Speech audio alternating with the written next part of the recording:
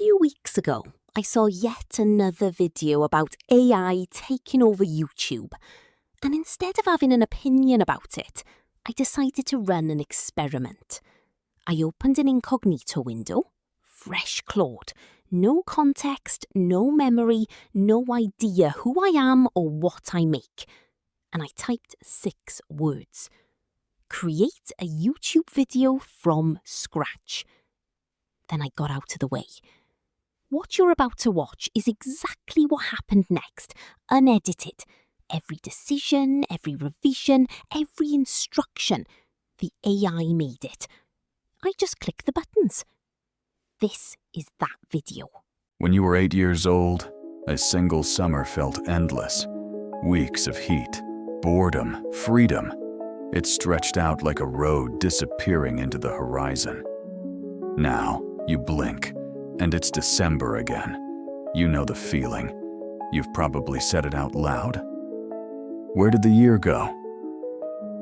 But here's what's strange. Time isn't actually speeding up. The clocks are running at the same rate they always have. So what's changing? The answer lives in the way your brain processes novelty. When you're a child, almost everything is new. Your first taste of ice cream, the rules of a board game, what it feels like to ride a bike. Your brain is constantly recording, stamping each new experience into long-term memory with detail and care. All of that recording takes mental effort, and effort makes time feel longer. Psychologists call this the proportional theory. At age 5, 1 year represents 20% of your entire life. At 40, it's 2.5%. The same unit of time, shrinking in relative weight. But there's more to it than proportion. Think about your last, truly ordinary Tuesday. Do you remember what you had for lunch? Where you sat? What the light looked like through the window? Probably not. When your brain encounters the same commute, the same office, the same habits, it stops bothering to record. It compresses. It shortcuts.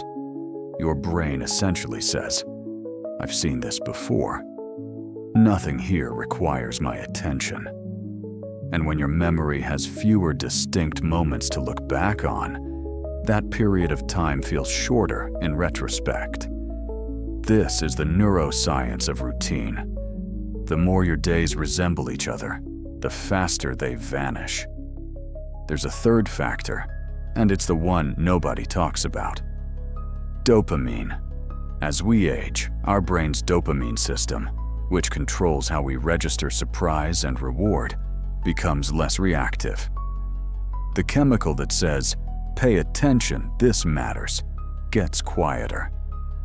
Children experience the world with a nearly constant low hum of dopamine novelty. The world is full of things that feel worth noticing. Adults don't get that for free anymore. You have to seek it.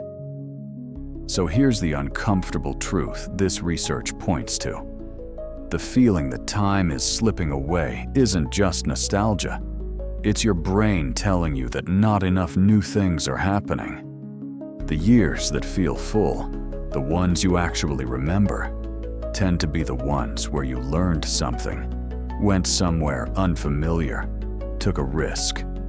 Not every moment needs to be extraordinary.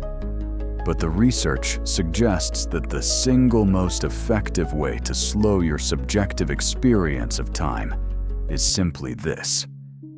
Do more things for the first time. Time isn't speeding up.